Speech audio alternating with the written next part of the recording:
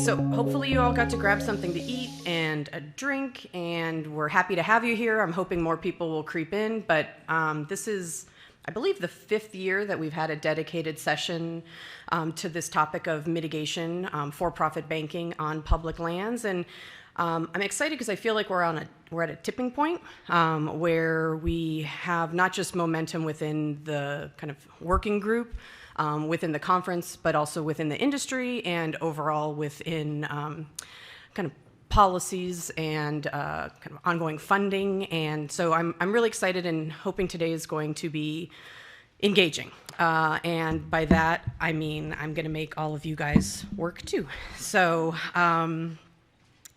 okay, let's get started. So I'm Lindsay Tunis. I'm a restoration ecologist. I work for SWCA, and I've been engaging in the banking industry for the last 10 plus years, really as a component of programs on behalf of either banking proponents or applicants who need mitigation, and kind of a variety of kind of project life cycles. So not only kind of traditional banking, but also as the regulatory mechanism that it offers.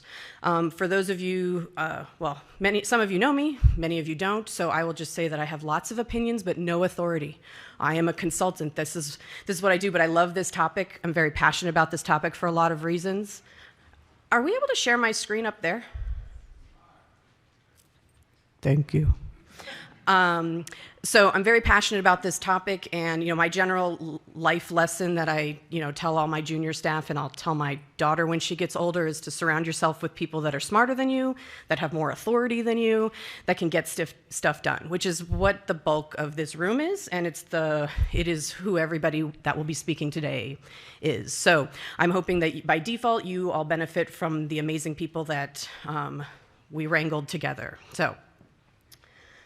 Okay, so this is a 2-part session. This first part is from 1 to 3 o'clock, and it's going to be much more of a deviation from a traditional session, but we are going to be kind of speaking about this topic from a variety of perspectives. And then the second part is really a working group session. And I don't want that to scare you away. If anything, I would love you to stay, because we can continue to add more opinions to the work that we're doing. So we're going to be talking in the second session about the progress we're making on a white paper focused on this topic, and actually Jeremy will talk more about that today. Okay, now I need to figure out how to operate all my stuff. Okay, like I said, I'm going to make you work, which makes me work.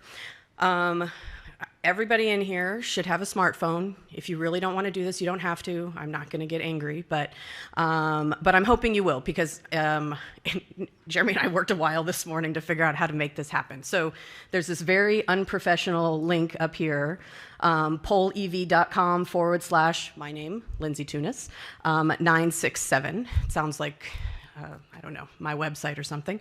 If you go and click on that, what we're going to do is we're going to ask a couple questions. And we're going to do this a few times just during my presentation. We're not doing it for the whole 2 hours, so don't freak out that I'm going to make you do this too much. But, and now I'm going to hit this magic button.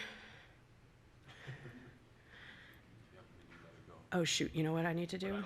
It's because I'm not sharing. Yes, I haven't done anything yet, so don't think you're missing something. Hold on, I need to go back to Zoom, and I need to do a new share. I just need to share my screen. Okay, sweet. Okay, so I am going to hit this magical button that says activate, and you should see a question come up. And this first question is, when was the last time you visited public lands? And hopefully this is what you see on there, but conceptually this magical thing will change and show us the data as we're collecting it, which I'm really excited about. It's working, it's doing stuff. Jeremy and I found a lot of wrong ways of doing this morning, so. Okay, so your choices were yesterday, because I know some overachievers here were out fly fishing and running and doing all these amazing things after they jumped off a plane yesterday. Last week, because maybe some of you came here early and went fly fishing or were up in the mountains. Last month, last year, or maybe you don't remember. Sometimes you don't even know when you're on public lands. We can be on them and most definitely not be aware of it. So I'm going to give everybody just another minute or so. Oh. It's pollev.com /Lindsay Tunis That's Lindsay with an A. 967. Maybe I can share that. And folks on Zoom, you can do this as well. I should have pasted it into the Zoom comment. Let's see if I can.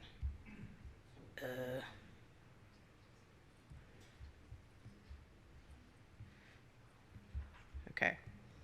So hopefully one of the first things you will notice is that even though I seem like I'm very spastic, this is actually organized spaz. We are going to try and be very engaging, and we're hoping that in this large room we don't just, that it's not just me talking or any one of our speakers. We really do want all of you to be participating in this conversation. Okay, Zoom people, I'm dropping it into the chat. Hopefully that makes your life easier. Let me close that sucker. Okay, so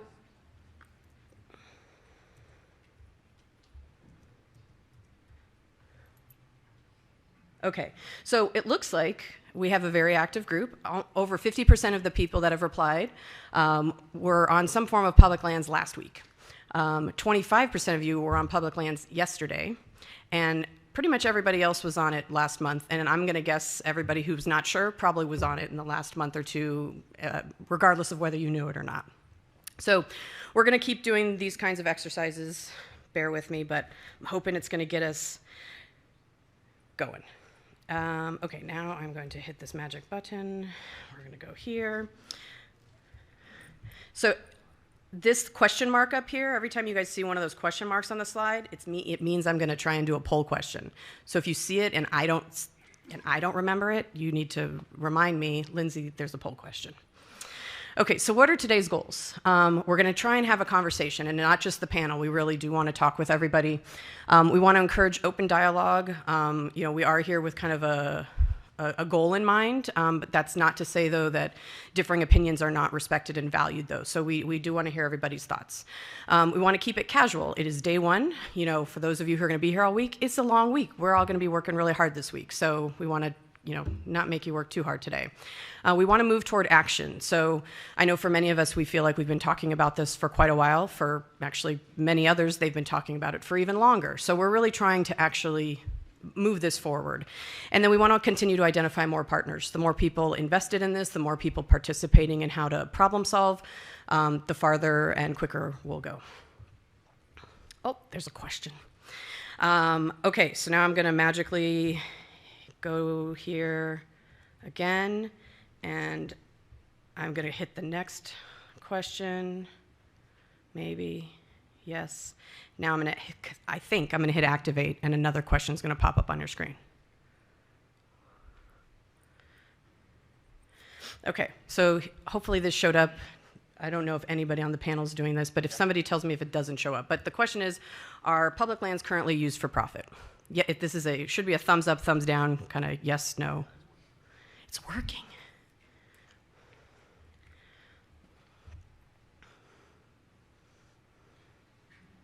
George Kelly.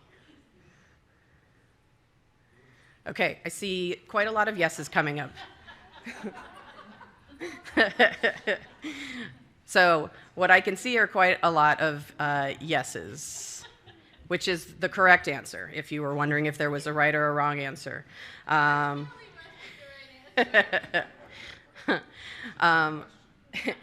So that brings us, hold on, I have to read my own notes. This one I did. Okay. Okay, so these are just a few forms, because I think a lot of times we're watching our public lands be used and not realize that's what even we're seeing. So we've got offshore or even near shore resource extraction, whether it's oil or a lot of wind that's being put in the public lands offshore. Aquaculture throughout the country in the marine world. Range management, land management. Resource extraction, so anything from mining, aggregate to minerals. Recreation. I know a lot of times, we think of recreation as being kind of a neutral on public lands, as if, it is our opportunity to use them. But there are many companies that are making money by taking us who are interested in recreation onto public lands. So I actually just realized this one last night. I was like, ooh, this is all these twists of how public lands are being used for companies to make money. Extraction on terrestrial systems, so oil digging, logging, solar. For those of you who were in the Southwest 10 years ago, there was a massive solar push during the Obama administration, and the number one location solar was placed was on our public lands. And all of these things have one thing in common. They are neutral or worse. And by worse, I mean their impact on the resources. I'm not attempting to suggest they're good or bad, but they're at minimum neutral and or they have an actual impact. And I'd like to make the statement, I'm going to make the statement, that compensatory mitigation in banking is different. It requires measurable ecological benefits, whether it be aquatic resources, species, habitat, water quality, or some other ecosystem service. So if done right, this would be one of the few ways that for-profit money could be generated from public lands in the way that it always has been done, not always, but for hundreds of years has been done, but it would actually benefit our public lands. And I think that that's really significant and something that I would like this group to own, because I look at this group as an opportunity to not just continue to do what everybody loves as far as mitigation, restoration design, running a business, but also to improve our public lands. And I think that that's a significant difference. There was probably a question there that I forgot about. Maybe not. Okay, so I wanted to talk a little bit more about the why. We've, in past years talked about, I've asked questions about, what do you think of when you think of public lands? Is it, Yellowstone and Yosemite and Arches, or is it your local county park? Is it BLM land where you went camping?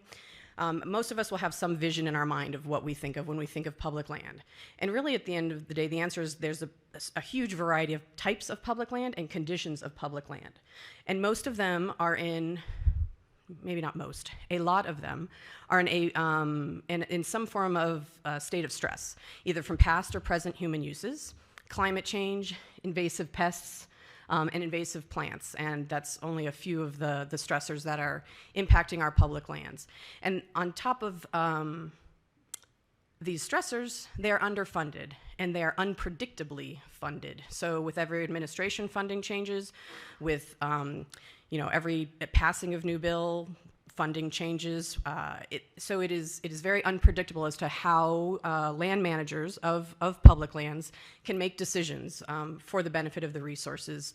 A few years ago, and Jonas will talk about this today, but we talked about Park Service, and that the budget alone is hardly adequate to maintain current condition. And if you take a step back and think of the degradation that you see on public lands, if you can kind of picture in your mind a place that's more heavily used, may have more weeds, maybe being used for other resources, or has been affected by the watershed upstream, there really isn't funding in the standard budgets for those land managers to tackle them.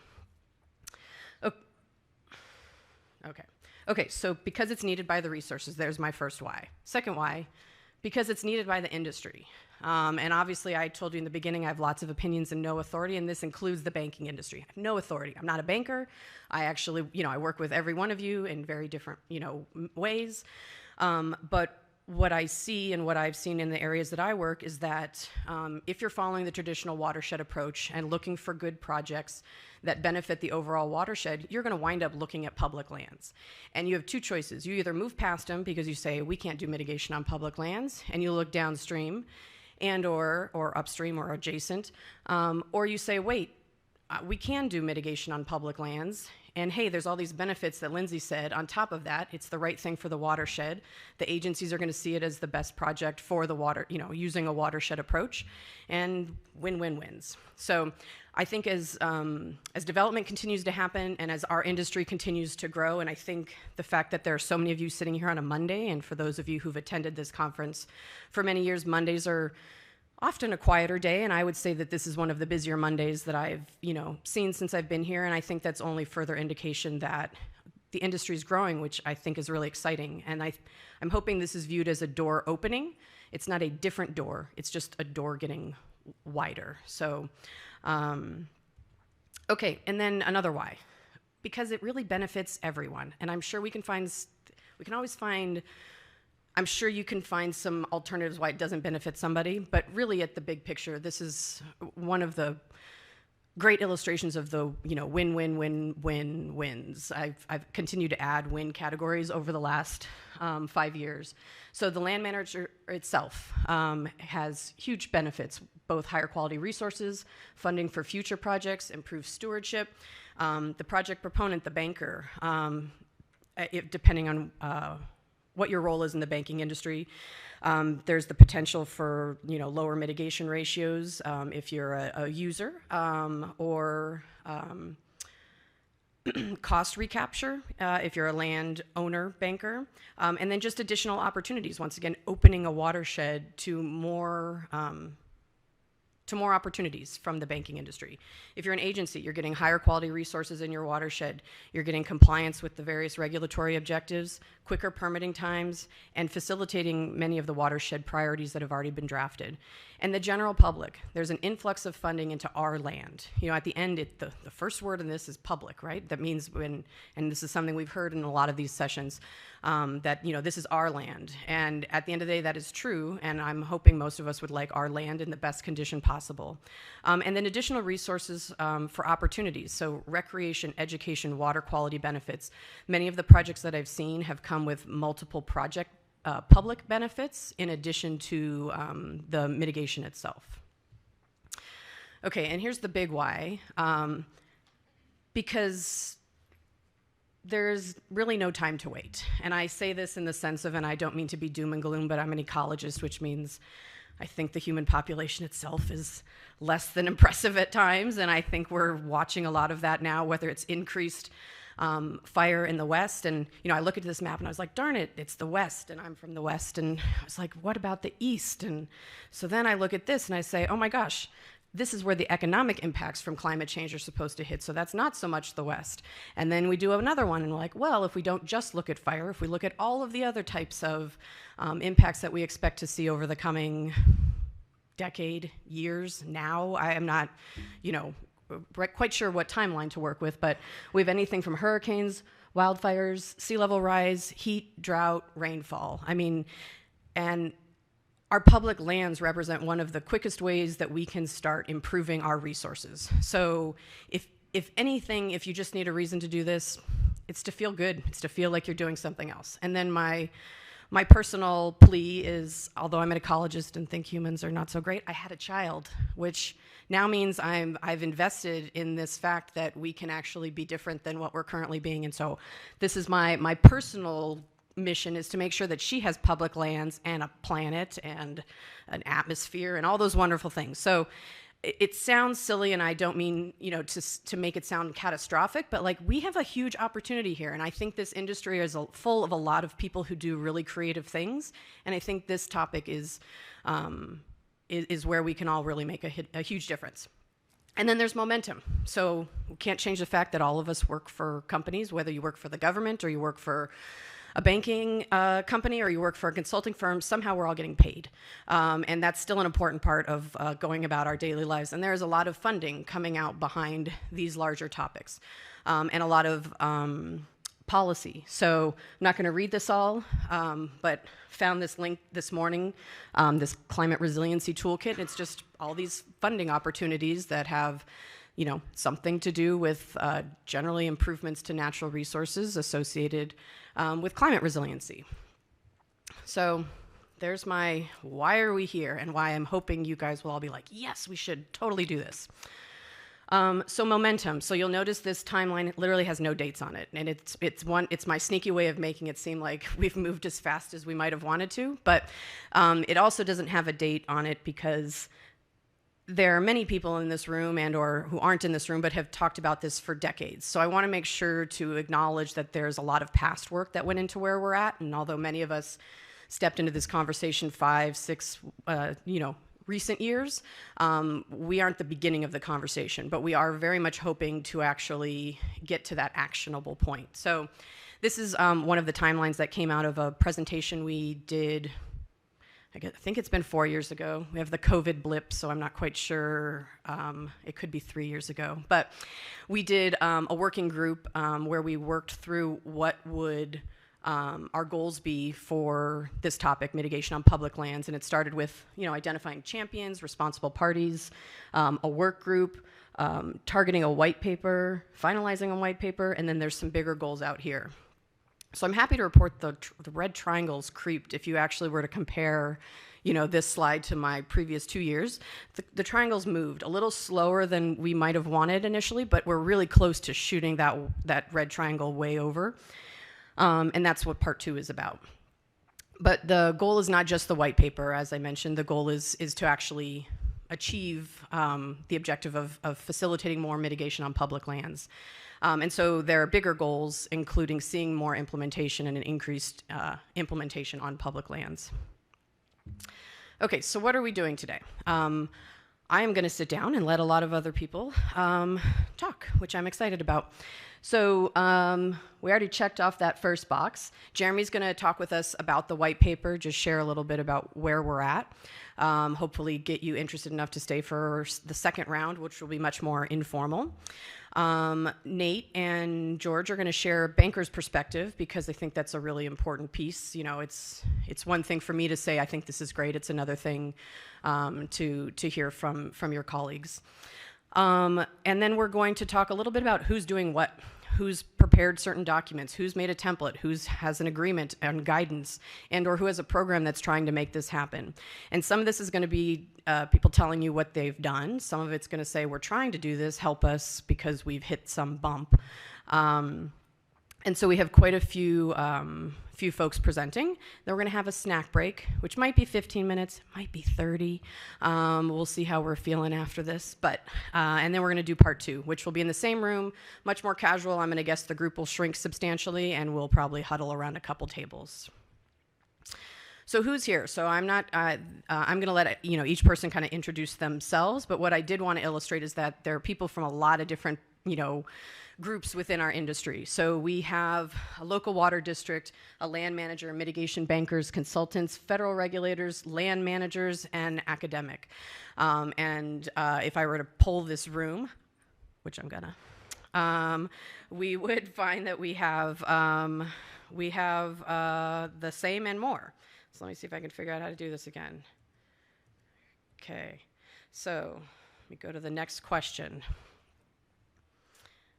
Oh, I was supposed to do this one earlier, but we're going to do it anyways. So we're going to do a few of these. So hopefully you see a new question pop up. Maris, I feel like you're doing it, so tell me if you see stuff. Yep. It's working? Oh, you're not doing it. I totally just called Maris out. She's totally texting her husband.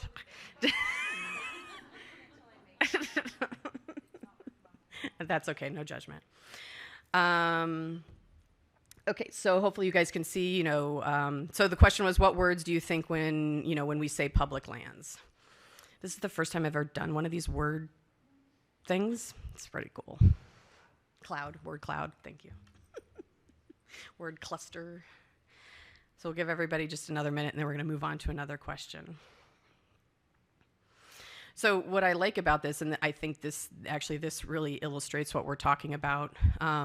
So, we hear open, space, recreation, multi-use, but I also see words like degraded. Why is Kelly in there again? George, are you just going in there writing your name?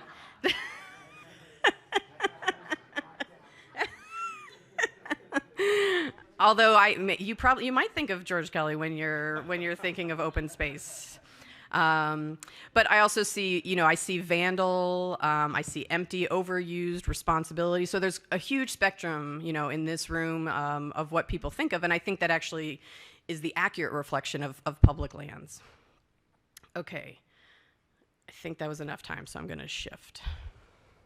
And for those of you on Zoom, it's the same link. Okay, so now I want to, as I mentioned, we have a lot of people today talking from a lot of different organizations, and I wanted to ask you guys, where are you from? So the first question is just kind of the big picture category. Are you federal, state, local? Wow, this thing works really good. So we have quite a few private, makes sense. Quite a lot from our federal government, state, local, and then I'm guessing some low percentages in the other category. Okay, so now I'm going to move on. We actually have one more about this topic. So what role or agency, I did it twice. What is your role or your agency's role in regards to mitigation on public lands? And what you'll see is, so there is a more than one, because I'm sure that many of you feel like you wear more than one hat. Try and either choose the most accurate one if you think you've got a most accurate one, or totally fine to check more than one. Okay, so we've got regulators, land managers, consultants, bankers, and then quite a few that are doing more than one, I'm guessing. Yeah. Okay. Let's see, what's my next? Okay, so these are just kind of two high-level questions, mainly to get you started thinking. And this is open-ended. I believe you can just type in actually, it might be a word cloud again. So what do you think the biggest hurdle to implementing mitigation on public land is? And I did not hit the activate button yet, so now I did.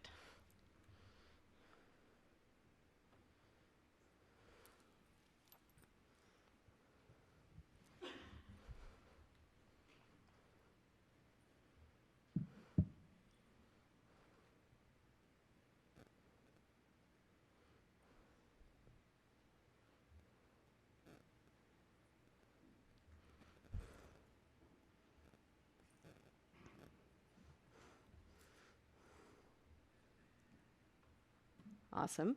So once again, you see quite a variety, and I think this is, once again, an accurate picture of the conversation we're having today. And what we're really going to be moving forward with today is we spent the last few years really talking about hurdles and either why we don't think it's a hurdle or what do we need to do to overcome the hurdle. And what we're really going to talk about today is how do you do this? We're going to be putting hurdles kind of behind us, and we are suggesting that we think we've illustrated to at minimum ourselves and hopefully to the larger working group that every hurdle has a solution, and that this is something that is justifiable and should move forward. And we're really going to try and turn that corner, because it can get really easy to get stuck around why not to do this, why not to do this. And so there will always be a scenario where it doesn't make sense. And so we'll leave that there, and every project is different and all of those wonderful things. But from a big picture perspective, we would like to suggest that there's a solution to any one of the thoughts up here as far as hurdles go. No, this is a silly question, so I'm not going to ask it. You kind of already answered it. Okay, so I think, go back to nope. There we go. Okay, so I wanted to just give a couple terms. These were terms that have been used previously in this conversation, and I didn't want you to be thrown off if you hear people bringing them up. So we often talk about additionality. So this is the net gain in natural resource values, services, and functions. So one of the biggest comments already often on public lands is, well, it's already protected. Well, yes, it is protected in its current state. And so we're not necessarily going out and grabbing a whole bunch of preservation credits because it's protected. It is already preserved. So we're looking for the net gain over and above what current baseline is or some other measure if for some reason there is one. And it needs to be, measurable. Okay, so that's additionality, the addition of functions and values above baseline. And then durability. And so this is really talking about sustaining the improvement that is made to the land, the functions and values, for reasonable long-term maintenance and monitoring activities. And then the last one is, which you don't need the word to define it, but funding and long-term management. And these were kind of the three major categories that at one point we were really focused around. And this is really the exchange of funds, which can actually be a complicated conversation and requires creative solutioning. And then finally, okay, we're not doing any more questions. If at the end of today or already right now you're jazzed about participating in this conversation more with us, please email me and I can add you to the stakeholder group. There's multiple levels of participation. There's kind of active writing, engagement, white paper and other things. There's kind of a reviewing category or staying involved regularly. And then there's just kind of keep me updated, put me on your email list, tell me when something amazing changes. And with that, I actually have to go back to my own agenda because with that, we're going to hand it over to Jeremy. And so, back in the IT world. Check. Can you put 2 up? Oh, damn, they're good. Okay, I'm going to stop sharing.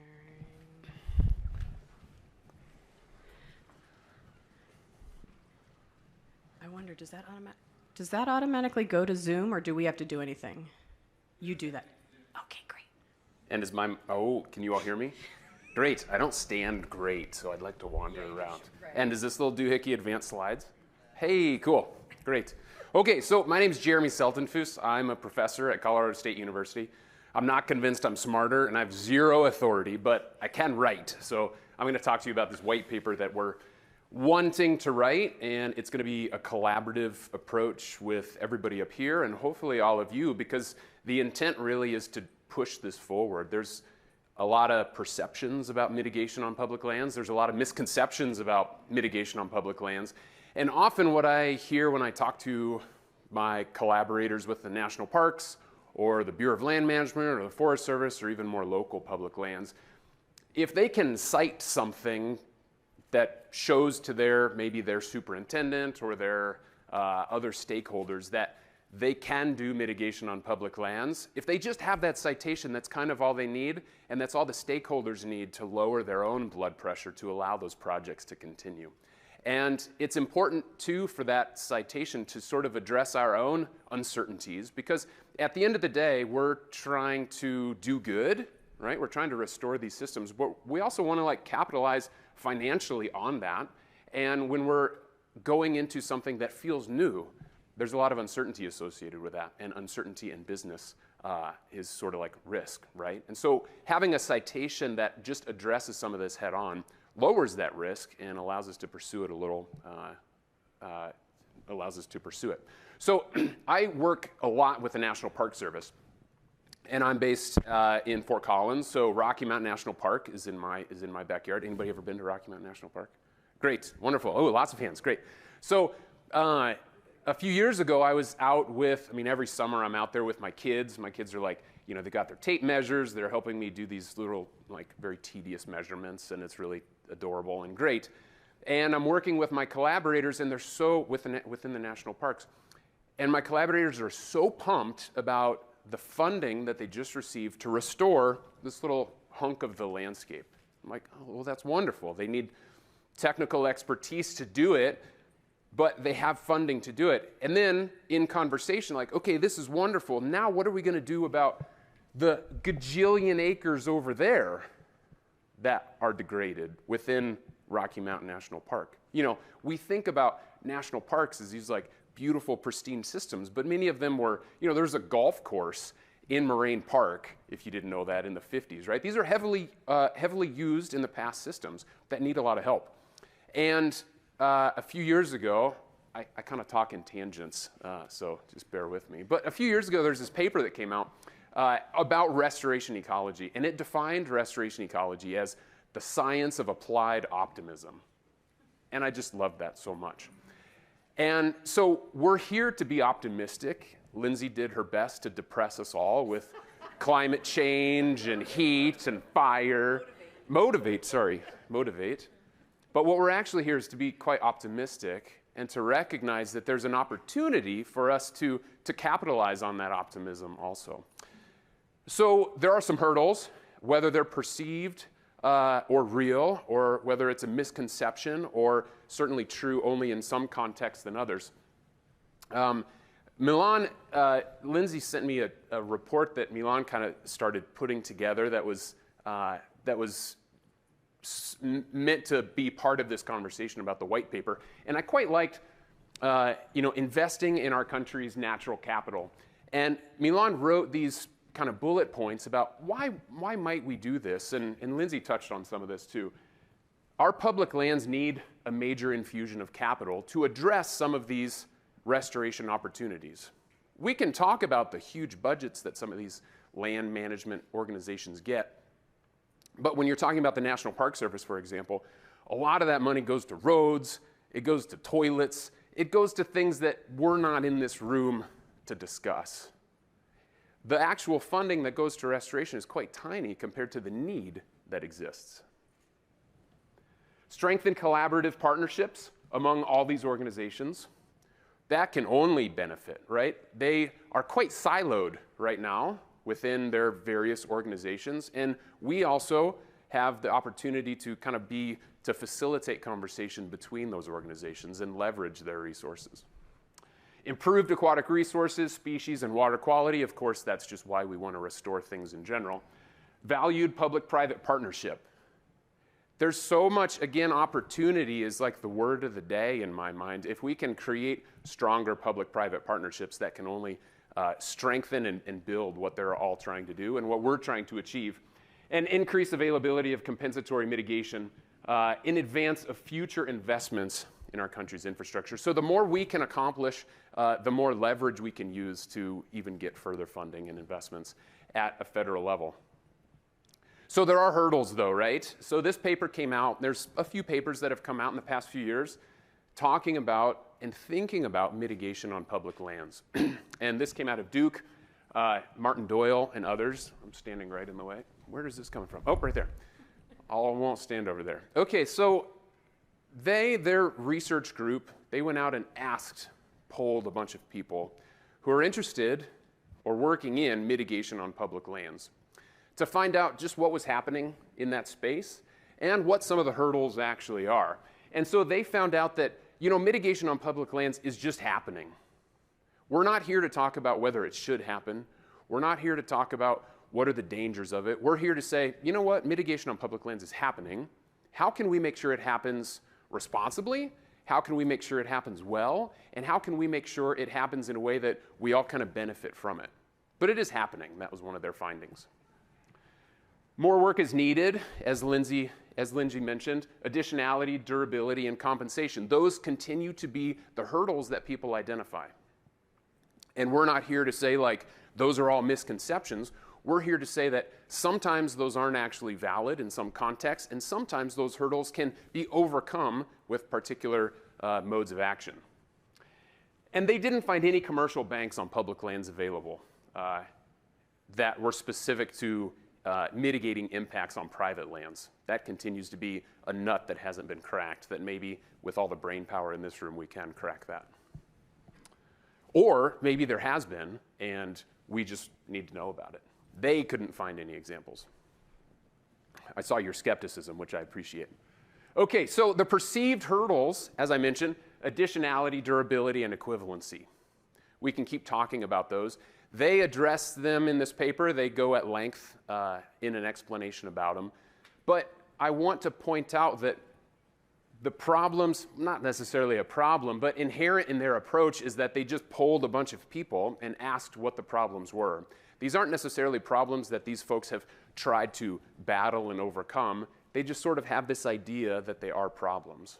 We actually want to move this white paper into a space that talks about how we can actually get over those hurdles and in what contexts they are hurdles and in what contexts they're not hurdles. And we don't need to worry so much about them.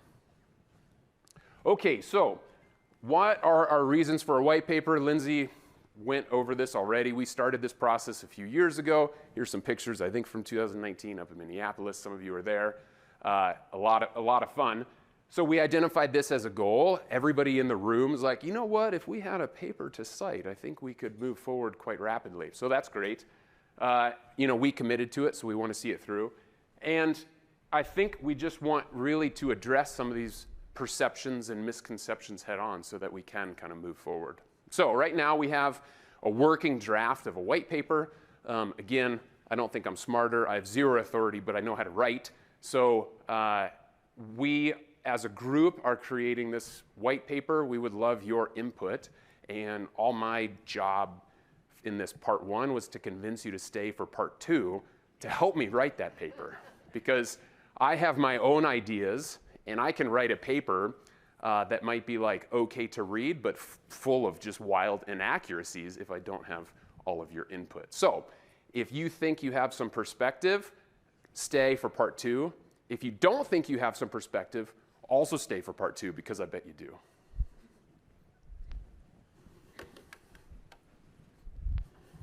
I think you're up. No? Oh, good. Check, check. That's okay. Mine's boring. It's all good. Okay. I just figured we were sitting in the order. We're not that organized. This one I'm on. This one? Good deal. It goes like this. I'm going to use this one. I can use this one. It's fine. Let me go back first. All right. So, yeah, my name's Nate Ober. I'm a mitigation banker now. After 17 years of being a consultant, now I am a mitigation banker and have been for the past couple of years. So I got a good array of projects that I've worked on as a consultant.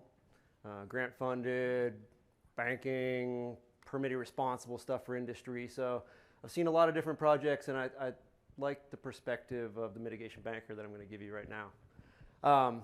Overall, before I go into slides, this is something I'm very passionate about as well, just like Lindsay over here. The misconception I'm going to throw out there right from the get-go is that we're taking advantage of public lands and making money on them. You actually, from what I've worked out and all the financial models I've run, we make less money on the the public lands. Because one, we don't get preservation credit for streams. We don't get expanded buffers. Everything's already in a conservation easement. So, all that credit is taken away.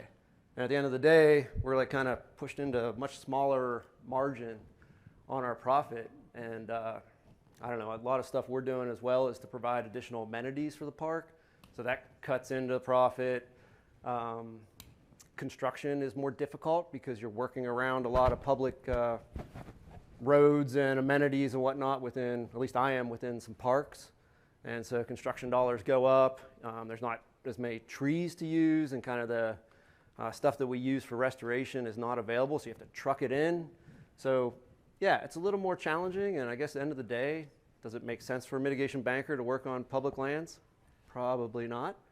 Yeah, it's definitely more profitable to go buy a farm, but I'm very passionate about it. I like being able to provide something to the public, something that's going to be used. I've done hundreds of miles of stream restoration projects all over the country, and the most satisfying projects I've worked on are the public lands projects. So, and there's also an educational component. I really like that we can produce these projects in public lands, provide some signage, kind of educate the public as to what mitigation or restoration really looks like, or what it should look like. I work in West Virginia a lot, and the impression or the idea of what restoration is a straight stream with, riprap on the banks. And they're like, oh good, that's a restoration project. And it's definitely not. So just a general viewpoint, that's what I got. And I'm going to go through two examples that I've been working on this past year. First example is in a state park, Thomas and Run State Park. The landowner is Department of Natural Resources. We are just about wrapped up with construction and doing as-builts at this point. The site was selected because it was degraded habitat for mussels. There's excessive sediment and nutrients. There's a lake downstream that's part of the park, and it was filling up with a lot of silt and sand and whatnot from accelerated bank erosion. TMDL for fecal coliform, that's upstream of the park, but we help to filter that stuff as part of the restoration. Impounded water, gabion basket check dam. So this is, again, what they thought was good land stewardship a while ago. We decided it's not now. The site protection instrument, memorandum of agreement. So the other thing about working with the public parks, at least, is it takes a long time to get signatures. So again, from a timeline, mitigation banker, time is money. So that's something to factor in as well. Long-term steward. In this case, the DNR, the state park, will be the long-term steward. They have a state park 501c nonprofit already established, and so that worked out great. So it wouldn't go into the general fund for the state and go to a different location. What else do we got here? Financial assurances. We used a performance bond like we would do on other projects, and land compensation. This is actually one of the things that I like the most about this project is we do all this restoration. This project, we have about 10,000 feet of stream restoration and, 5-10 acres of wetlands or something. But in addition to that, we're putting in handicap accessible fishing platforms. So it's a trout stream, a stock put and take trout stream. So now you'll be able to handicap fish that. Wildlife viewing areas, trails through wetlands, interpretive signage like I was talking about. All this stuff will be coming in. It's not installed yet, so I'm going to give you example photos that are from the actual company that makes the stuff. But these are all stuff that we are providing as land compensation. So I'm just going to go through some photos and kind of talk here. The photos are just to give you something to look at. But this is a tributary where they had impoundments within the park, right? And these are inline impoundments. They called them the Bass Fishing Pond area. They didn't fish really good, according to the DNR. And they were having failures with just the earthen dam impoundments where they were starting to wash out. They were going to have to spend money that they didn't have to fix the dams, the impoundments. And so I came through and said, well, why don't we restore this back to a stream and wetland complex? And so on the right side is what we did. That's an aerial shot right after construction, literally like a month ago. And yeah, the whole bottom area there you can see is headwater streams. The whole place is wet. So it worked out really good having these impoundments there, because when we did the restoration, the whole floodplain is going to be wetland. And we have new trails going in, and some of those wildlife viewing areas. It'll, again, some handicap access type situations so that everybody can get there and enjoy it. And I think we're going to have just the birds are going to be out of control up there from what I've seen so far. And so the park used to do stuff like this on the left. The photo on the right is what we've done to replace that. So this is then and now. You can pretty much see the grading limits, what's seed and strawed there and planted. We had to use tree tubes because, well, you don't hunt deer in a state park, and there's a lot of deer. So we're trying to, battle that. But again, this is a trout stream that I think we can all agree that the picture on the left with the gabion wall is probably not the best trout habitat. So we converted it over to what you see on the right side with a lot of woody debris, boulders, different types of, it's natural channel design in West Virginia is what the regulators like to see. That's what we're doing there. Woody debris, snags on the floodplain, and all the stuff that is the metric for how we are credited in West Virginia. So, and then after that's all done, what we're going to do is we're going to come in and we'll have different areas of access as well. And the trail system, and most of the stuff is outside of the mitigation bank boundary, which is something we negotiated with the Corps. There'll be like a bridge that crosses it and little things like that. Excuse me, a footbridge. But other than that, we are pretty much keeping stuff outside of the bank easement. Just another example. This is upstream. Keep in mind we're trying to create fishery habitat at this site. So on the right side there is the replacement for the gabion basket we have on the left side. So we did a cross fan with a lot of woody debris and a J-hook up top there and this compound bend. But the habitat out there, the fishing is going to be awesome. I'm really looking forward to going out there and doing that. The public already goes out there. They pretty much stalk the trout, and then the public pulls them out. But next season should be a good one. And then these are just examples since we haven't put in any of the amenities. This is some examples from the producer there of these like prefab structures that are going in. But we're going to have wildlife viewing areas, boardwalks, platforms. I even have some pictures of some of like the fishing pier stuff. And then we're putting in interpretive signage out there. So when you go to these areas, people can understand, they can read about the project and understand what restoration looks like. So yeah, that's a state park example. And feel free to like jump in and ask me questions if you got them as we go. Is that how we're going to do it? Or yeah, okay. I'm going to go into another project that is in development. Maybe.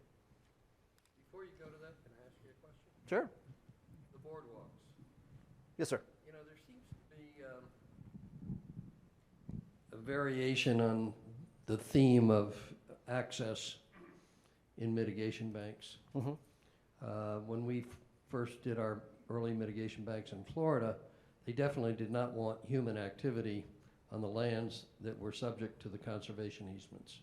Sure. On the other hand, I see in different parts of the country, boardwalks, educational areas, opportunities for passive recreation and things like fishing, birding, canoeing, what have you. And I'm just curious, there doesn't seem to really be a national policy on this particular issue because it varies from state to state.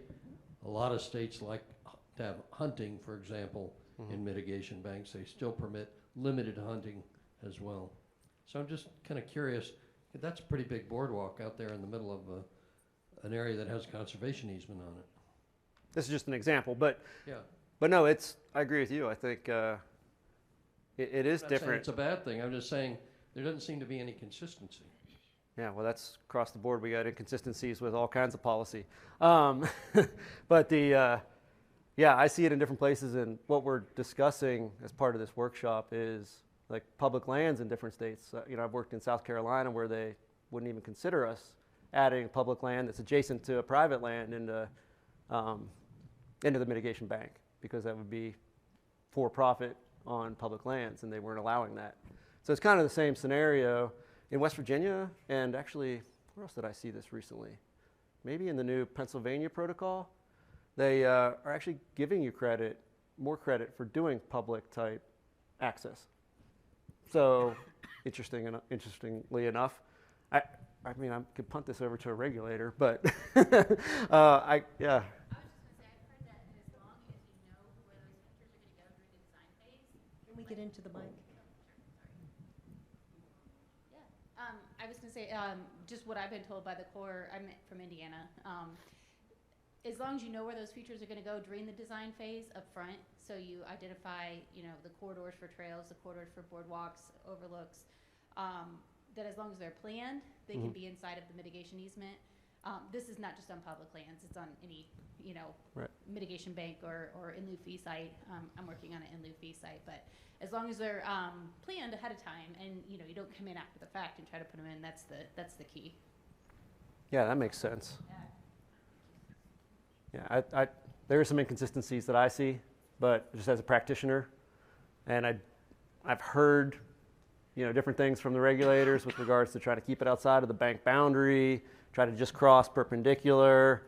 You know, we set up a conservation easement on these, and that's well, for the state park, it's a memorandum of agreement, but on private land, we would just put an exemption in there for whatever crossing or trail it goes in. And personally, I don't think it affects the function of the project, and the little bit of area maybe that we lose underneath there where the vegetation isn't growing.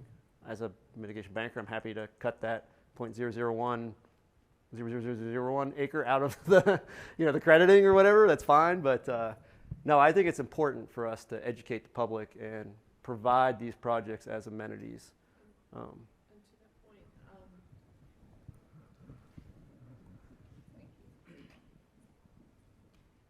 I found that if the funding instrument is multi-level and you do have an education component part of it, access is expected. So it's part of the new trend towards what's expected whenever you have multi-partners funding, like a grant-based funding component to a project like this. Right, yeah, that's a great point. That, you add grants into it, that actually changes quite a few things too. But yeah, no, anybody, yeah, there we go.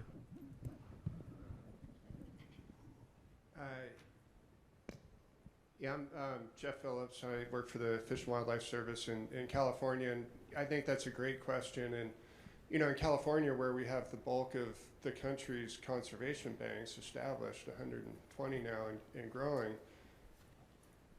I've thought about this question, and if we're locking up acres in California in perpetuity, that's a long time.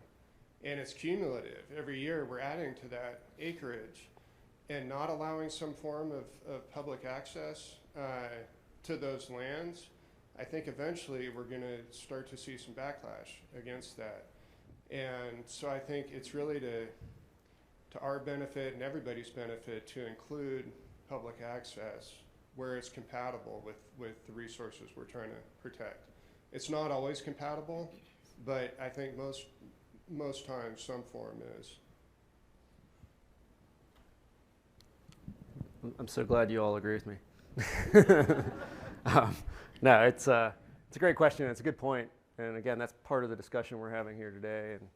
And I'd like to see more of this, but I'm also an outdoor enthusiast as well, and been using public land to to recreate in for some time, which is a good transition into a project on the Potomac River in Maryland.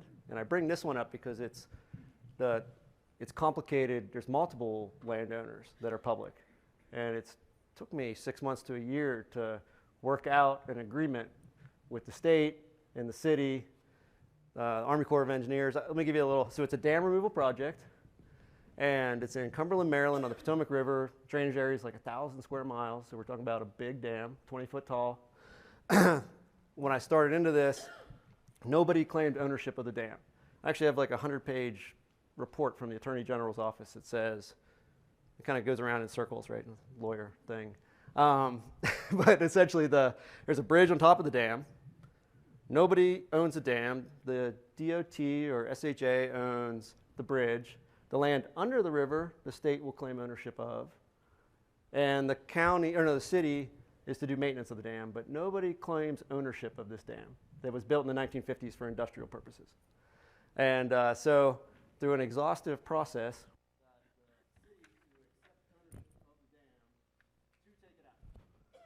yet, but I got a letter. I beg your pardon? Your mic just went out. Okay. Okay. Yeah, so the owner is now the city if we move forward with the project. It's in a perspective stage right now. It's been public noticed and we're working through some of the regulations with it. But yeah, very complicated. We have a memorandum of understanding with the city and the state, and that's allowed us to move forward, and that does define, or I should say will define, what the that kind of conservation easement or the restrictions are within the project there. So the site was selected because it's a dam removal project. There's a aquatic passage of the American eel, repopulation of freshwater mussels, local resident fish. There's also some sediment, contaminated sediment behind the dam that we'd be removing as part of it. So that's kind of where it all started, was with those goals. Site protection instrument, as I mentioned, is a MOA or MOU. Long-term steward would be the city of Cumberland. The endowment, well, that's to be determined how we're going to go about that. Financial assurances, we do, again, a performance bond or something similar. And then land compensation, well, we're removing the dam, which the city wants done. It's a safety hazard. They've had drownings there, and you're actually not allowed to fish or swim in the area at the moment. And there's whitewater features being put in there, and there'll be access for kayaking and whitewater enthusiasts as well. Yeah, which is kind of how I kind of got into this in the first place as a kayaker since I was 14. So here's what it looks like. I'm going to walk over here. The dam I'm talking about is actually right underneath this bridge, which was another interesting item that I had to discuss with the State Highways Administration. But this whole length of it, so it's a flood control project. This was flooded in 1936. It flooded Cumberland, and Maryland is on the left, and West Virginia is on the right. And so all that was flooded in the 30s.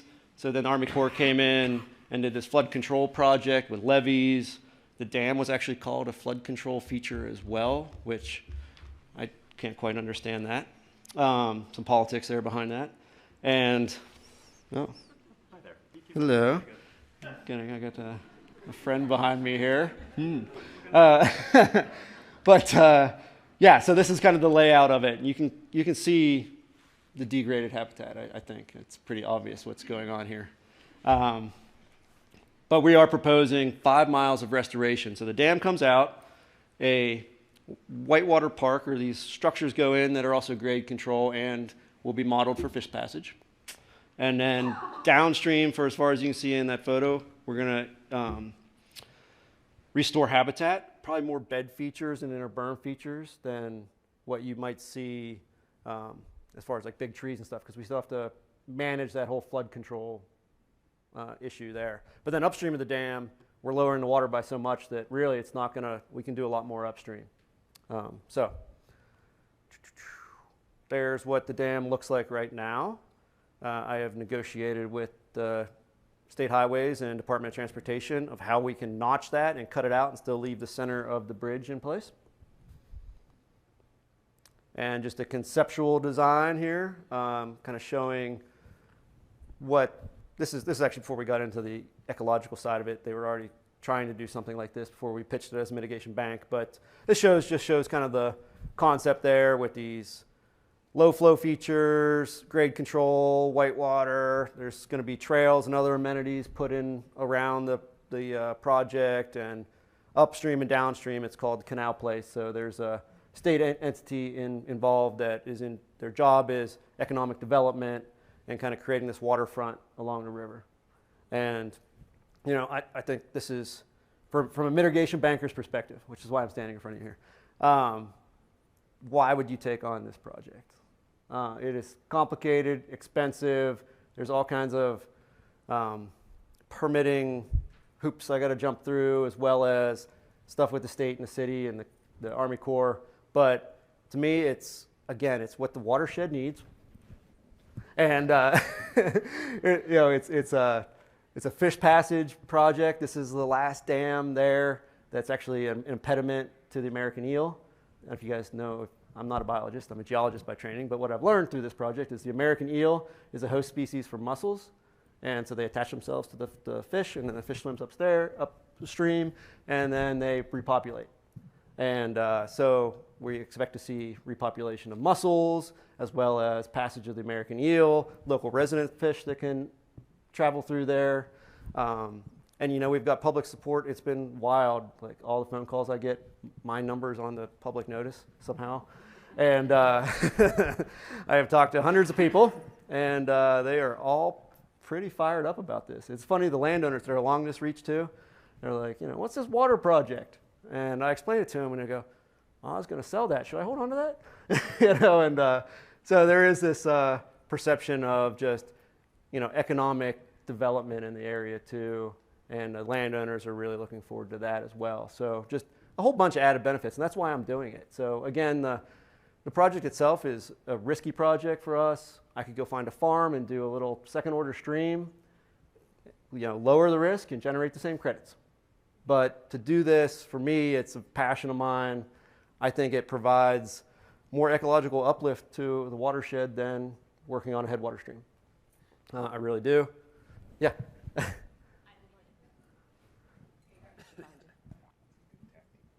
Do you get more credits per linear foot for working on a larger stream like this than like an ephemeral or intermittent headwater stream from the Corps? We've talked to the Corps about this, like, talking about doing like the White River in Indiana. Like, is there more than, do you get more credit for doing a large scale river restoration versus an intermittent farm field stream? Well, I would hope so.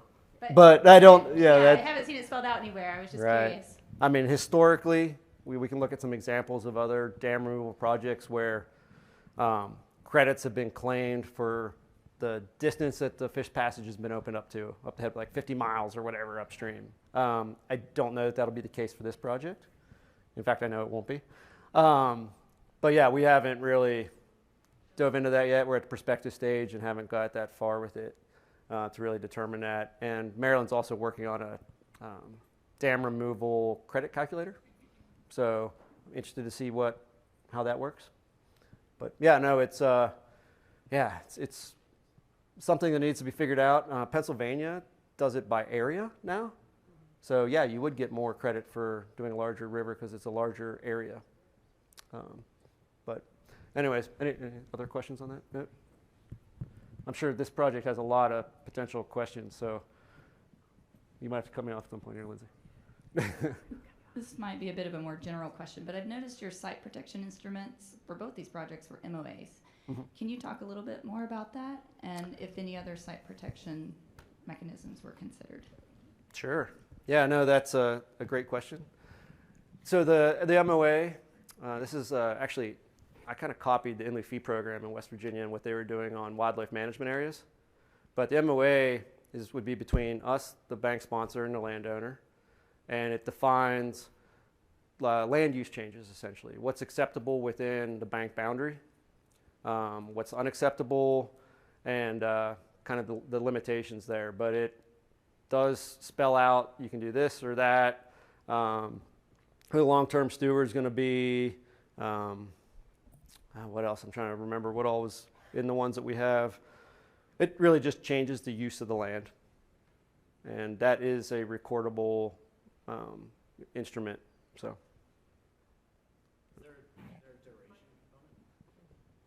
Is there a duration component to the MOA? I mean, we put perpetual.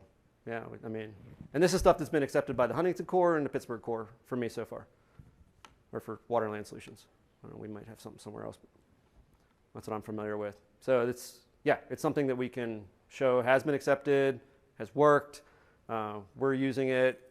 The Inland Fee Program, I know in West Virginia is using it. I think there's been a few others actually in PA with state game lands and whatnot as well. So that's just what I know of, and I bet George knows of a lot more, so I will maybe hand this off to you at this point. Thank you, guys. Thank you, sir. No PowerPoints here. I want to thank Lindsay and Jeremy and others who really led the charge on this really important issue. And I think, as you heard from Nate, you see what an amazing project that is, and you're leveraging private capital. So the question we have here today is, how do we get this capital to be put to use in those type of projects? And what's the system, and what's the templates, and et cetera?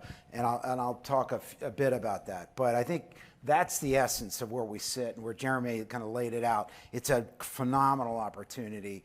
Let's figure out making it easier. Unlike Nate, I'm the reverse. I was a mitigation banker for 25 years. I don't call myself a mitigation banker still.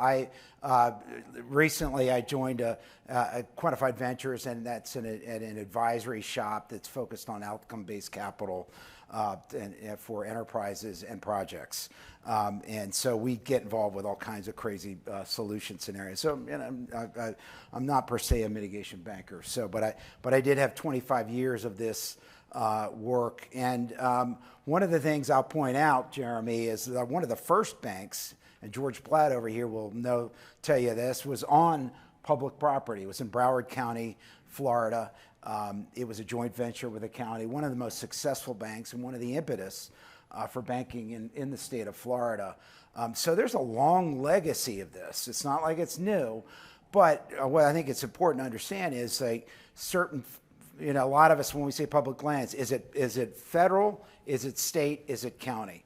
And the one in Florida was a Broward County scenario where there's a little bit more liberal approach to kind of dealing with that public enterprise. And there's a different set of rules for the public side that really makes it a little bit different. We'll talk a little bit about that. Lindsay said, we've been talking about this for years. And I remember the Charlotte National Mitigation Banking Conference, I think it was like 2007. Right before the mitigation rule was coming out, and the private bankers were going crazy about allowing mitigation banks on public lands.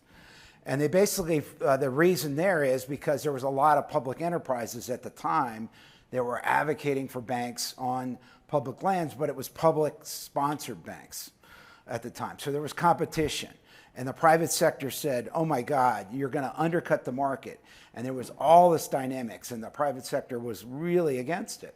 And so we had a white paper back then, Lindsay, that was really talking about how do you create that level playing field between private versus public, because one of the things you don't want to do is undermine the ability to do the private.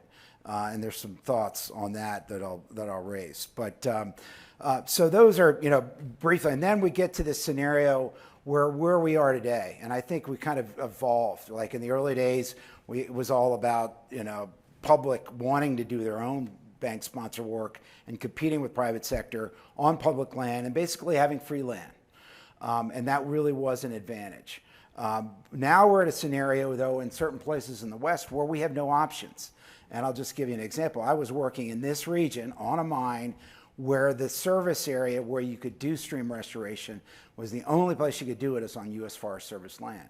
So if we wanted to meet the Army Corps of Engineers rules on one hand, and on the other hand, we had no option but to go to public land, but the public land scenario wasn't ready to do mitigation on their land. So we're like, what are the options? Does that mean we have to expand the service area?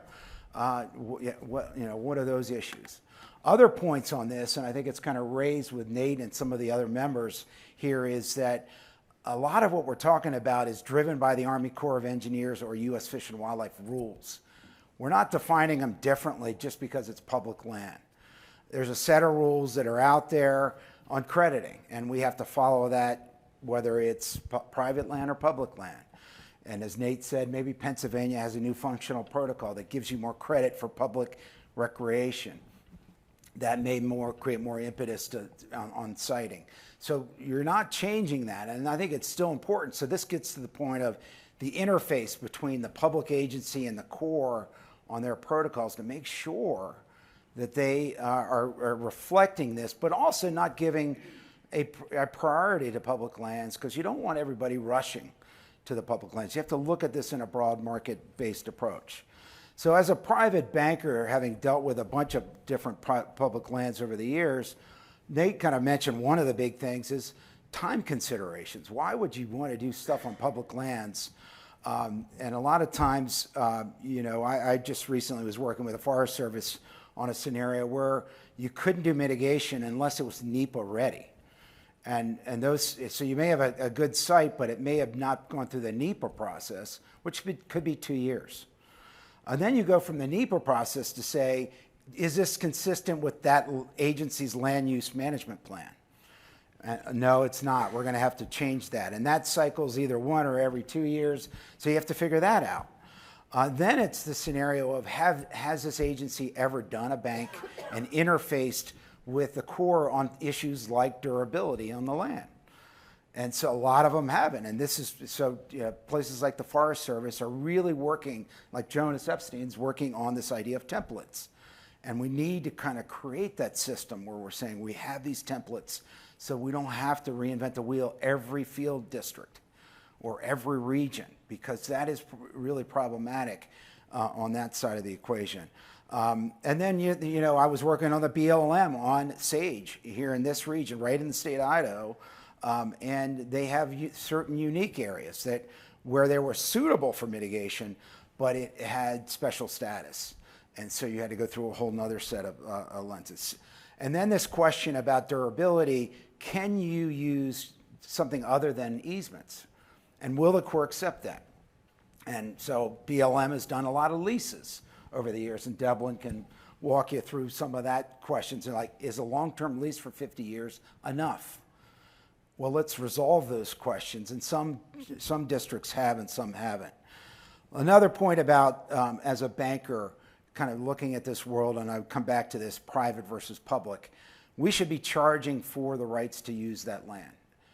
If we don't, then we're creating this kind of incentive for folks to gravitate towards public land. And I think it's important that we get private sector folks to somehow pay for that, whether it's time, dollars, or otherwise. And Nate, I know you're paying a lot for what you're doing and putting together, but it's trying to keep a sense of the system. We're in a market. Let's recognize that as we go through this effort. Other points, agency specifics, like if you're dealing with BLM, Forest Service, Fish and Wildlife, USDA, National Park Service, they all have their different set of rules. And so the question is, can we normalize that a bit? And a lot of the answers to that tends to be no. So then the question is, can you normalize it at least within the agency context? And I think that's an important issue to say that here's the standard for BLM, here's where Forest Service is, and here's where they're going, here's their template, here's how they deal with durability, here's those kind of questions. I also had a scenario where I was doing a stormwater trading bank in DC on an arboretum, which is USDA land, and they had a policy saying private sector couldn't get rewarded on public land. You're like, well, what? Where'd this come from? And but yet there's another USDA branch that actually had a mitigation bank sponsored by a private sector. So, but it were two different divisions of the USDA. George.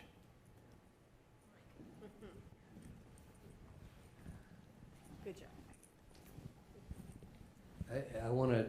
I don't want to pass over your comment about if we could get some degree of consistency or uniformity. And I want you to hark back with me, and I think the people in this room, to 2016, when the Obama administration issued, I think it was in September, through the CEQ. Christy Goldfuss was the managing director of CEQ in the White House, an executive order that basically recommended, maybe even mandated or encouraged all federal agencies that had control of federal lands, so it would have covered the gamut, Bureau of Mines, U.S. Fish and Wildlife, Department of Agriculture, U.S. Park Service, et cetera, et cetera. But it was to encourage compensatory mitigation projects to be allowed on public lands. It was an extraordinary executive order. We in the industry had been kind of working behind the scenes, you probably a lot more than I, to make that happen. And of course, it was one of the first things that the Trump administration got rid of, even though, strangely enough, it would have been very private sector oriented. That seemed to be not uniformity, but at least a uniform policy of encouraging compensatory mitigation. I don't say just banking, but other forms of compensatory mitigation on public lands. And I haven't seen us making much of a comeback toward that, although I am told that it is being worked on as part of the rewrite of the compensatory mitigation rules. So I'm just, your thoughts on that?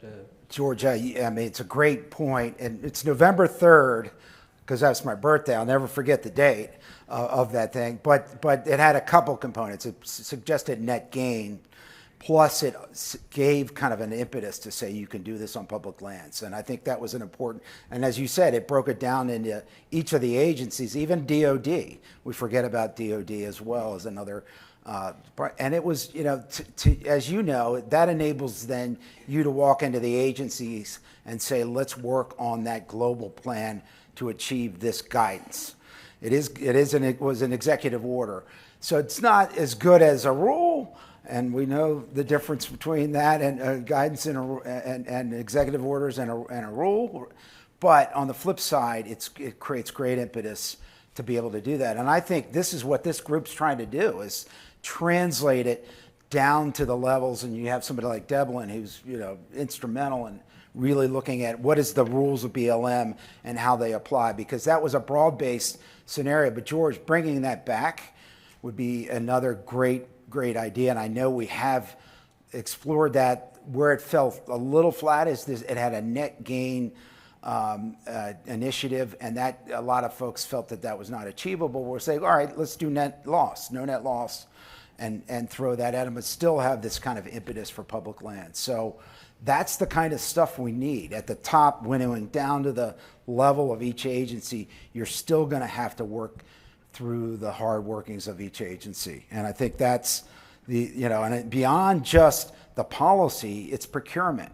That's the other thing we found out. Solicitors for BLM versus Forest Service versus other agencies have different approaches, and saying, wait a minute, this is private sector work on public lands. Do we need to go through an open procurement process? And that's a mess. And so you could argue, this is a sole source. We came up with this idea. It's a great idea. But you have to know the unique rules of that particular agency. A couple other quick points, and I'm going to turn it back over to Lindsay and crew. One of the things we also have used, we can't forget that mitigation is also an opportunity to add to public lands. And we had a bank in Virginia, Chesapeake Mitigation Bank, where we basically, it was right near the Great Dismal Swamp. We basically said, we will donate this land if you are the manager, long-term manager of this land. And we, you know, we had a hard time doing that. But there was some component of payment that had to be made, and they had to get land and water funding. But I think it's a really interesting dynamic that we ought to be thinking about adding to public lands through these initiatives, and we ought to be citing in that way. And I think that's that has worked. A couple other points. One is, you know, we talk about mitigation, wetland, stream, species, but my goodness, there's a lot of work going on the carbon, nutrient, stormwater trading, water quality side of the equation. And there are already a number of state scenarios, like state of Michigan allows carbon to be sold from their public lands for improved forest management, and a number of enterprises have kind of gone through that route already. So there's a lot going on, and I don't know whether we call it mitigation or just environmental performance solutions or services on that uses market processes for that. And the final thing is I was involved with an act called the Conservation Finance Act in Maryland, which I suggest all of you take a peek at. And it's really pretty innovative. It's trying to lever private sector dollars without basically requiring anything from the state budget. And in that policy, there's a number of things, including really expanding the role of state revolving funds. But one of the things they say is DNR will allow private sector folks to aggregate afforestation, reforestation solutions on their land. So there's an explicit policy in that law to say we want to see private sector dollars on our public lands. And so I think you got to think about the state side as well as the public side. And I think that's the lesson I leave everyone with is we have so many diffuse public agencies that you really have to know the rules relative to what public lands you're dealing with. And I'll leave it at that.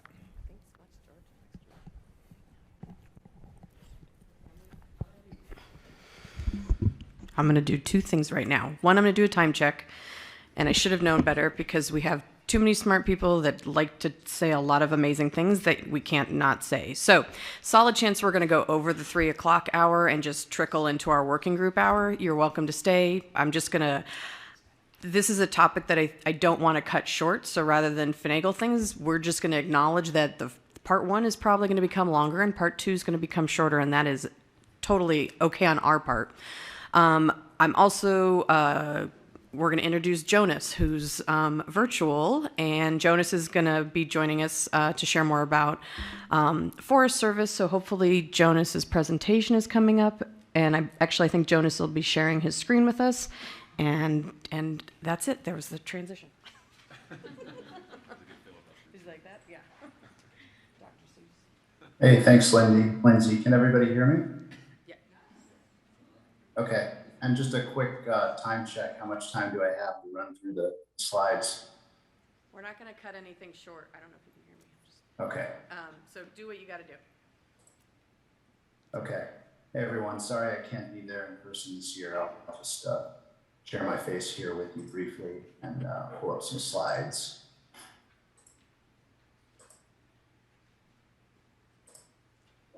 And let me know when you can see my screen. See it.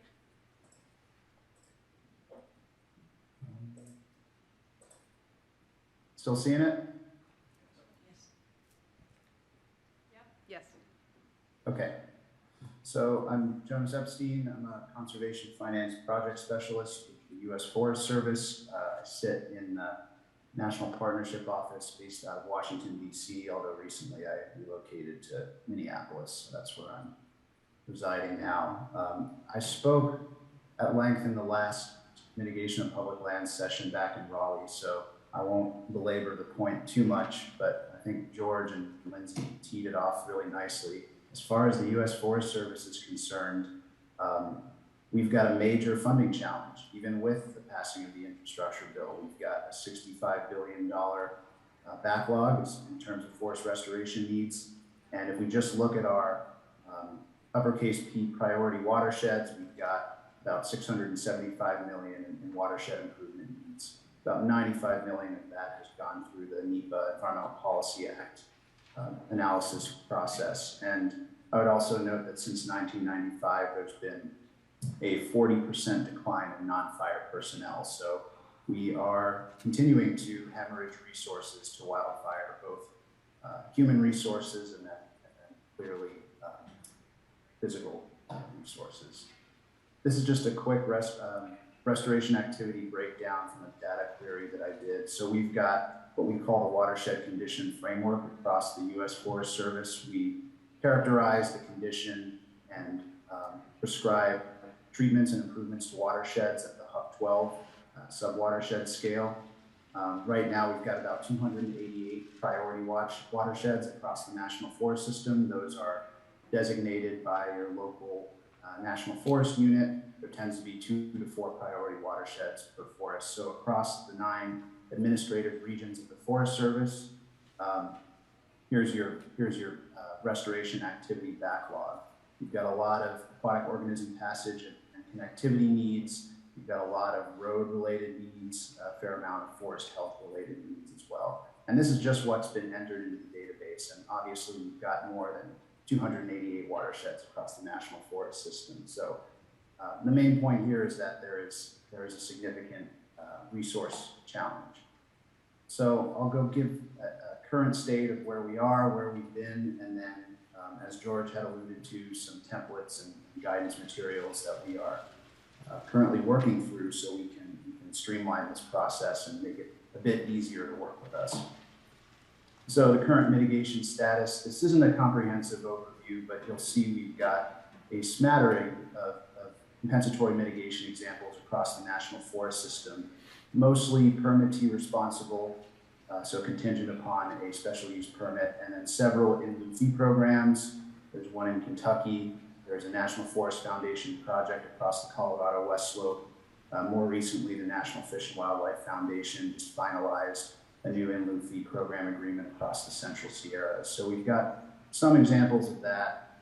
PRM is a little bit more common, but to date, as it was pointed out earlier, no commercially administered mitigation banks on National Forest System lands. A couple years back, we underwent a desktop analysis looking at various demand and supply criteria to analyze where there might be suitable watersheds. I don't want to get into this in too much detail, but just know we've got the raw data if you'd like to see which sort of watersheds popped up. We looked at elements of where there were currently banks. We looked at some supply side criteria as well. Landscape connectivity, T&E species habitat, number of at-risk or impaired watersheds. We looked at project readiness within the agency, so where there were significant NEPA challenges or where the NEPA was already complete. We looked at the state of critical infrastructure and adjacent lands of high conservation value to come up with that normalized index. The other thing that I would point out that's important for federal agencies is that Congress really holds power of the purse. We need to continuously check our statutory authorities that would enable these types of transactions to ensure that there is no perceived augmentation of appropriations. That's really important here. And able to do compensatory mitigation, we have to have authority and the ability to host mitigation on public lands. And those authorities are designated to us by Congress. And so if we're talking compensatory mitigation, we're mostly looking at what we call our lands and special use authorities instruments, enabling instruments. And these instruments really govern commercial occupancy of National Forest System lands. It's not the only set of instruments we have, but it's the most pertinent to this discussion. So even though the 2008 white paper basically explicitly allowed compensatory mitigation to occur on public lands, again, each agency has different governing authorities that would permit how it would actually work in practice when it comes to how money changes hands. So tearing back to the white paper, there are really 3 major issues that I want to touch on, some of the challenges, and then I will go through each of those challenges to give you a sense of how we are attempting to address them. The first issue is around public and agency optics, and you've heard a lot of this already. There's a large segment of the public and some of our environmental partners that believe that accepting funds from developers for offsetting private lands impacts on public lands is it's improper. It's making the public land management activity contingent upon allowing some sort of development process to occur. There is general agency risk aversion, or at least there is within the Forest Service, to doing things that encumber land management over the long term. There is the potential for market disruption. So if we are opening up our public lands for compensatory mitigation projects, would we then start to displace otherwise compelling private land sites? And so there's questions that come up around environmental leakage over time. The second challenge I would characterize as statutory and legal. Like I mentioned, these transactions require congressional authorization in the form of an enabling agency instrument. And right now there is lack of clarity in our agency around requirements regarding the conveyance of property or title. Our Office of the General Counsel really discourages legal encumbrances on National Forest System lands. So where does that leave compensatory mitigation projects? There are different authorities that need to be applied when we start talking about how we transfer funding. And so some of them might not necessarily allow for the local retention of fees or receipts. Again, augmentation of appropriations is a big deal. Congress wants to know that federal dollars are going towards their intended purpose, and they're not being augmented in any way unless there is an enabling instrument that authorizes that. And so specifically when we talk about mitigation banking and commercial mitigation banking, for-profit banking, what's going to allow us to enable that third-party revenue generation? It's critical for a commercial mitigation bank, but our authorities are a little bit limited for the Forest Service. We don't have the same sort of broad leasing authority that the BLM might. So these are the kind of things that we need to think about. And then from an operational perspective, you probably heard many of us beat this drum a number of times, but how do we demonstrate additionality? There's sort of a delicate balance that we try and strike. We've got these public participatory processes for land management planning, and we want it to remain public and participatory. But to what extent can and should the private sector be influencing those processes if they can bring a large degree of funding to the project needs? And so that's one thing that we have to balance, because in the compensatory mitigation world, obviously, if you're demonstrating additionality, that whole concept means tipping the scales to do things that the Forest Service wouldn't do normally. So there's some discomfort around that we need to work through. Durability requirements. The agency's got dynamic and changing land management plans, watershed restoration action plans that change every 10, 15, 20 years. And they do so in order for us to be adaptive to changing public preferences, to climate change, et cetera. And so how do we ensure that any compensatory mitigation on public lands is consistent over the long term when those management plans are changing? And then there's just the capacity question. Yes, we are talking about bringing in you all, third parties, to come in and do planning and implementation, monitoring and maintenance and so forth. But we've got frequent staff turnover. It's sort of a valued, it's part of our agency value that Forest Service folks take lots of positions in their lifetime. And so it means, folks that don't have established relationships with their local partners leaving every couple of years. And so how do you document that project is still there and sort of maintain that relationship? There is the technical capacity that's required for doing environmental analysis. Yes, we can bring in more private capital to do the implementation and even the post-implementation monitoring and maintenance, but there is still technical capacity needed on the agency end to process and authorize the permits, to do the NEPA planning and so forth. So implementation and finances isn't really the only backlog when it comes to project delivery.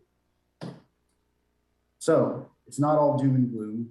Looking ahead, we are developing some templates and moving forth on some guidance to be able to address each of those needs. At a national level, one thing that we've been looking to do is finalize a national conservation land use agreement, or a CLUA, with the U.S. Army Corps. This would recognize the respective roles and responsibilities of the Forest Service and the Army Corps when it comes to compensatory mitigation projects.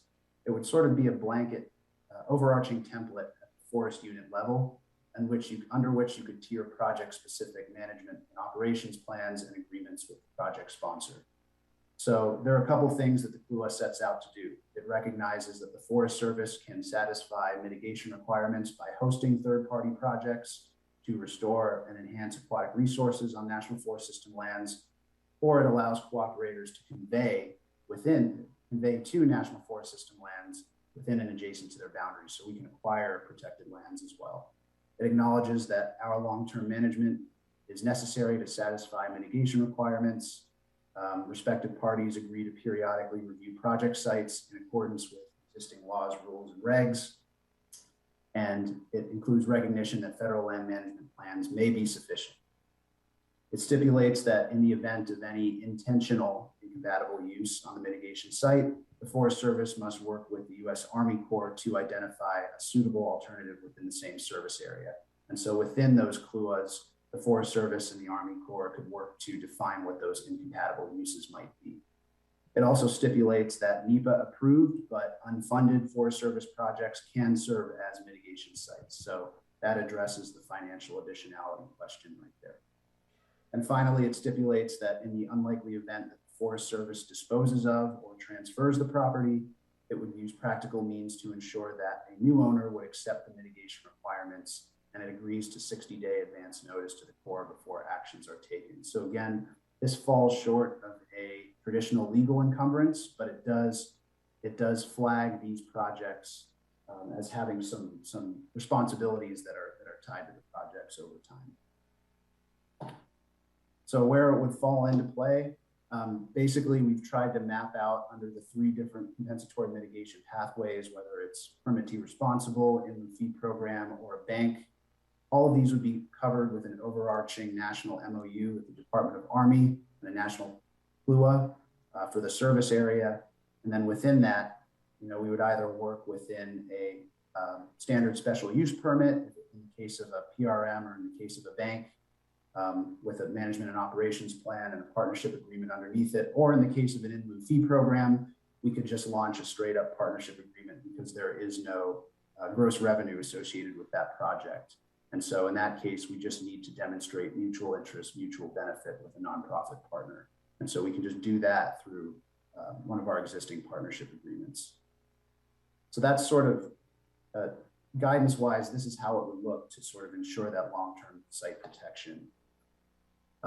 The second exploratory pathway here was around legal opinions. This one is, I'm sorry to say, it's a little bit more unsettled here, but we are working with the Office of the General Counsel within USDA. We have determined that PRM and in lieu fee programs can be and are permissible under our cooperative agreement authorities, provided that those authorities allow for financial cost share and non-federal match from third parties, and they are not constituting profit. So that means that the real issue here is how to enable generation of third-party revenue or profit from the sale of credits. Like I said, our authorities are more limited than BLM, which has leasing authority for minerals. So we're exploring whether a land special use permit that authorizes the use of the land is sufficient for generating the revenue. And I know it sounds inane, but it comes down to the idea of our existing special uses authority. And can permittees really claim revenue from the service and not necessarily the use of the land? So if you think about a ski resort, the resort holder, the permittee, is generating revenue from the use of the land. In this case, there's a restoration provider doing an activity. It's not necessarily the use. And so that requires a legal interpretation to figure out whether our special use authorization is sufficient, or does there need to be a modification to that special uses permit? And finally, full cost recovery. This is really an essential component of any agency engagement to ensure that we're not just, it's not considered taxpayer subsidized, impacts or pollution.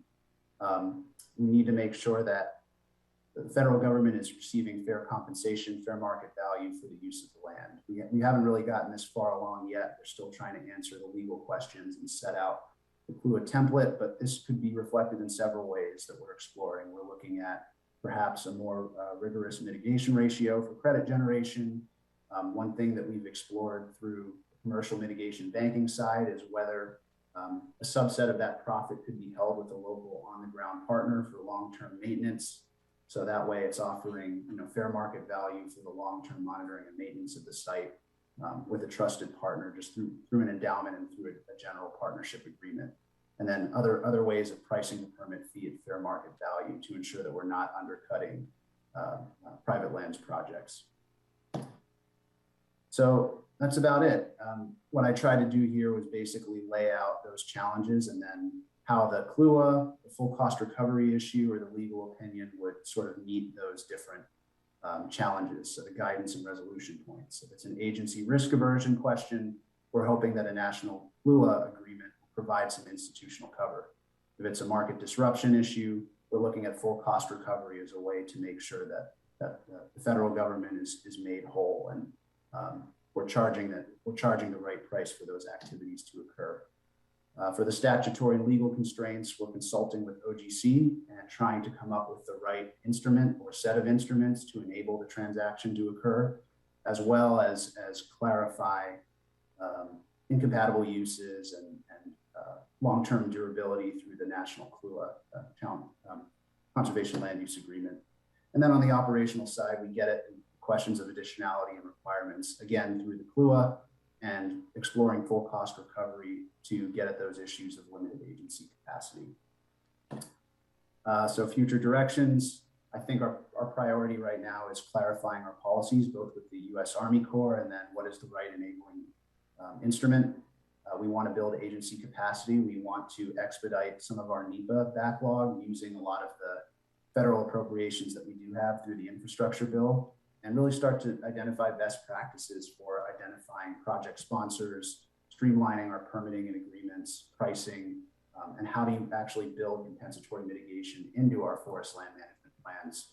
I've been working on a white paper on the side that hopefully can tether to this broader interagency white paper, and then obviously supporting experimentation down the road, looking for geographic areas of opportunity. So if you're a banker or a restoration provider, don't be turned away by the challenges here. I encourage you to get a hold of me, and the more voices that we can get on this thing, the more I can push on our leadership to make a decision. And I think we have the tools in place right now. It's just getting the right people in the room and getting those agreements finalized, getting some clarity around policies so we can determine how we want to move forward. Thank you. Thank you, Jonas. We appreciate your perspective, and hopefully you'll continue to hang around if we have questions in a little bit. So I'm going to hand the mic over to Devlin, and you heard Devlin name dropped multiple times, which means that she's legit. But Devlin is going to be presenting on Thursday, so I do want to give kind of a future, hoping you guys will come. We're to our Thursday public land session if this topic is of interest to you. So Devlin's going to give a sneak peek, and then you can hear more on Thursday. Yeah. So can you hear me? It sounds like I can. It's working. I don't know if the tech wizards in the back can set you up so that you can type on a slide, in your existing one or something when I ask you to. I'm going to set this up here so that if I have a visitor, it'll be easily accessible. Okay, so I'm Devlin Mead. I'm with the Bureau of Land Management. I am the National Mitigation Lead, and I'm really glad to see we have some BLMers in the room. So, good. Anyway, so yeah, you're going to get most of this on Thursday during the public land session.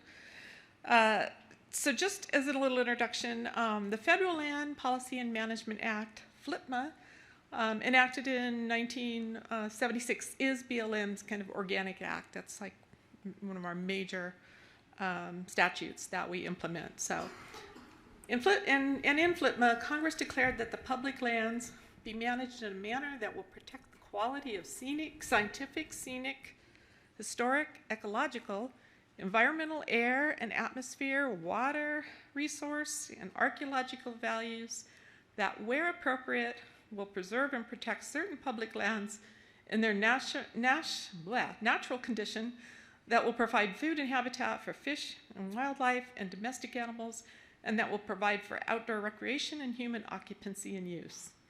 And FLPMA requires the public lands be managed for multiple use and sustained yield for current and future generations. So, hold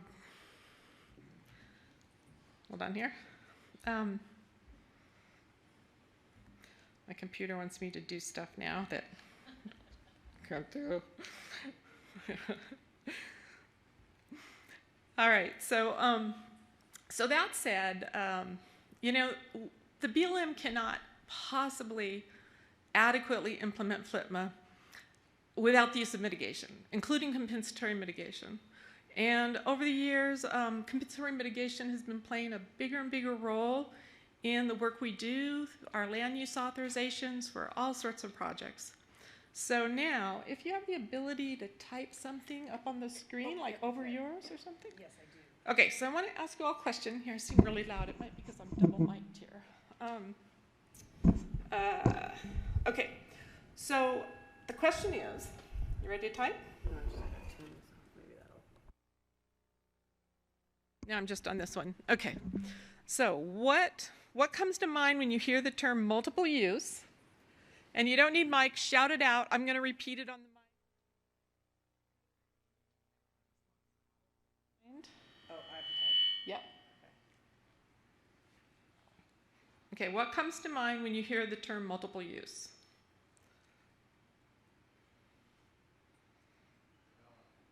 Development? No priorities. Mountain biking? What was? No I said no priorities. No priorities. Off-road? Conflict? Monuments? Is that monuments or mining? Monuments? And mining. Resource pressure. Complaining. What was that? Enforcement? I thought you said forestry. We could add that too. Social conflict. You have conflict. Better.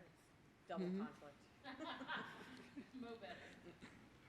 Better. Other multiple uses on public lands? ATVs. I didn't hear a couple of the big ones. Energy development, oil and gas, coal, wind, solar, geothermal. Mineral extraction, we did have mining, another big one, mineral extraction. And something I didn't hear that is in the statute is conservation. So, okay, next question. And this is a little bit deeper dive into a question that you asked earlier, Lindsay. So this question is, what industries profit from public lands? So industries that profit from public lands. Bicycle manufacturers. Bicycle manufacturers. Outfitters and guides. Everybody. Grazing. So ranchers. Energy development, that would be, you know, all your different companies that do energy. What was mining companies and ski resorts. Water supplies. General public. Forestry. The forestry industry. Paper, building supplies. Tourism. What was that? National security. Right. Okay, so those are all, that's a great list. So, you know, those are all what we consider commercial activities. And restoration and other mitigation projects on public lands are also considered commercial activities. And that's something in regulations, we're good. And that's something in mitigation, in regulations where the lease comes in that George mentioned earlier. So in regulation, we have the ability to grant a long-term lease for commercial activities. And so compensatory mitigation projects restoration is one of those commercial activities. And so I just want to make sure that's clear. So during the past few years, the BLM has issued policy to make clear the need for compensatory mitigation and on a general and sometimes specific level how to go about doing that on BLM administered lands.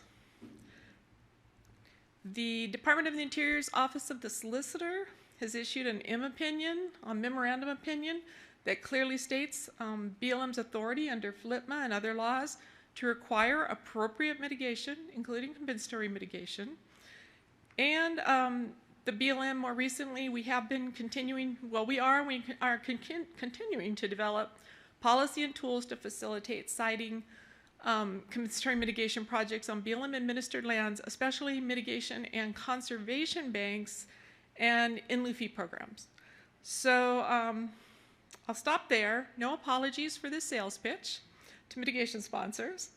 If you want to learn more, come to the public land session on Thursday, and if you can't make it, these are all being recorded, so please catch it later. But any questions? Thoughts? Got one here. Microphone? They're recording it for people, so best if we get your question. So I might have missed it, but are the land use agreements on BLM or forestry or any of these lands, are they perpetual or are these short term? Good question. Yeah. So as you heard, Jonas and forestry, they don't have the same kind of their statute that they're working under doesn't allow for this long-term lease, so they're using CLUAs and other instruments. But it's a long-term lease. There's no definition of what long-term is. One of them that we started working on was 20 years with a right to renew. And then there's a lot of details that, you know, we can get into on Thursday about what that means at the end of 20 years, at the end of the renewal part or whatever, on how we deal with that long-term monitoring and management, because we do want banks and in-lieu fee programs on public lands, on BLM administered lands, to be very much to the same standard as you would see on private lands.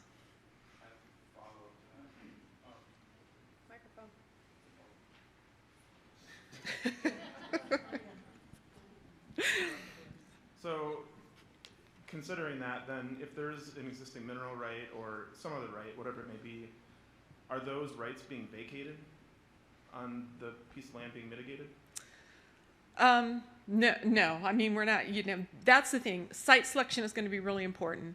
You know, if there's already uses in place or that are obligated in some way, then that's not where you're going to want to site the bank or the you know, whatever the mitigation project is. George, would you talk a little bit about the Office of Solicitor's opinion and the fact that how it varied with the opinion of 4 years ago? Would you to talk about it in what? What it is, because 4 years ago the Office of Solicitor had a different view. So if you could give us a little backdrop on that. Okay, yeah, just really quickly, because this just happened like a week or two ago. So back in December of 2016, the solicitor's office, then the solicitor was Tompkins.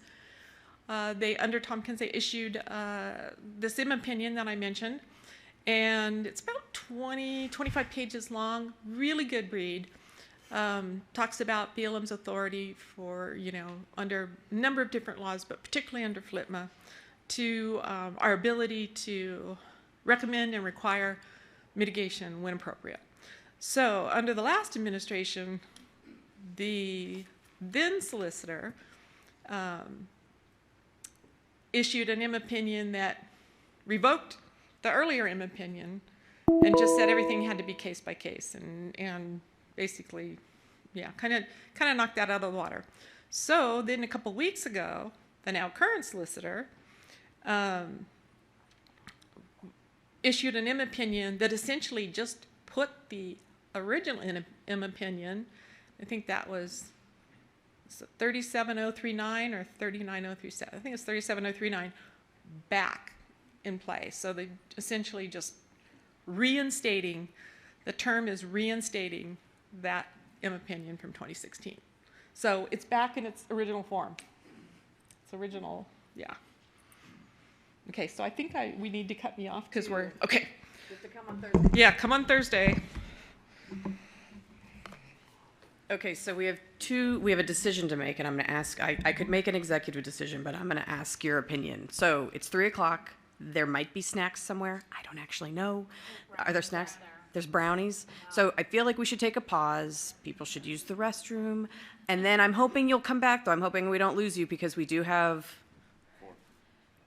4 more speakers. Some are short, some are longer, but they're all really worthwhile. And so we're just going to keep rolling into our part 2.